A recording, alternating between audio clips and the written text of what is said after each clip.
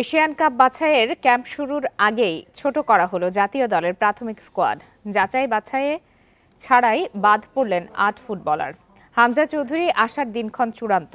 ১৮ March Bangladesh আসবেন তিনি। তার আগে সৌদি আরবে দলের সাথে কন্ডিশনিং ক্যাম্পে যোগ দেবেন ইতালি প্রবাসী ফুটবলার ফাহমিদুল ইসলাম। এশিয়ান কাপ বাছাইয়ে ২৫ মার্চ ভারতের বিপক্ষে বাংলাদেশের গুরুত্বপূর্ণ ম্যাচ। শুক্রবার থেকে ক্যাম্প শুরু, তার আগে প্রাথমিক স্কোয়াডে এলো পরিবর্তন। ৩৮ জনের লম্বা তালিকা কমে হলো ৩০। মাঠে যাচাইয়ের আগে বাদ দেওয়া হলো ৮ ফুটবলারকে। কোচের সাথে কথাবার্তা হয়েছে, কিছু ইনজুরি আছে প্লেয়ারদের, কিছু ইনজুরি আছে, ইনজুরির অবস্থান বুঝে কিন্তু কয়েকজনকে অফ করে রাখা হয়েছে।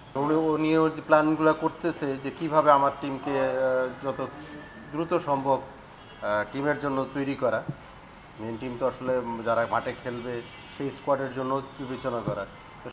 শনিবার দেশের মাটিতে ২৮ ফুটবলারকে নিয়ে শুরু হবে মাঠের অনুশীলন। ৪ দিন পর কন্ডিশনিং ক্যাম্পের জন্য সৌদি আরবে যাবে দল। সেখানে যোগ দেবেন ইতালি প্রবাসী ফুটবলার ফাহমিদুল ইসলাম। সৌদিতে আবার ফাহমিদুলের জয়েন করার ব্যাপারটা আছে ১০ তারিখে।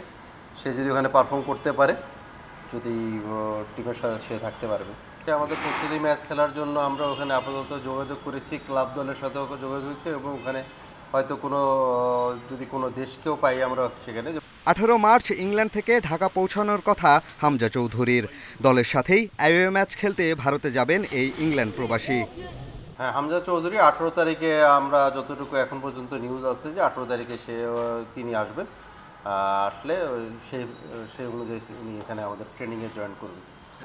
২০ মার্চ ভারতের শিলংয়ের উদ্দেশ্যে ঢাকা ছাড়বে বাংলাদেশ দল।